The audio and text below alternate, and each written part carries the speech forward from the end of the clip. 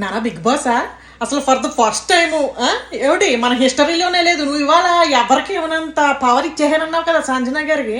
అలాగే నీ హిస్టరీలో లేనట్టుగా ఫస్ట్ టైం ఒక పెళ్ళైన ఆవిడ, ఇద్దరు పిల్లల తల్లి రాగానే ఫస్ట్ వీక్లో పెట్టి ఇంకా ఓపెన్ కూడా చేసి ఉండరు, అలాగే పంపించేస్తూ ఉంటావు కదా జనాల్ని. పాపం ఎంత మన హిస్టరీ చూసుకుంటే ఆ ఏజ్ రేంజ్లో ఆ కేటగిరీలో వచ్చిన వాళ్ళందరినీ పెట్టి బేడ ఆల్మోస్ట్ ఓపెన్ చేయకముందే పంపించేసేవాడు. కాబట్టి ఇవిడు కూడా అలా వెళ్ళిపోతుందేమో అనుకుని ఉంటారు, కానీ మొత్తం గేమ్ అంతా ఆవిడే ఆడుతోంది సంజన గారే.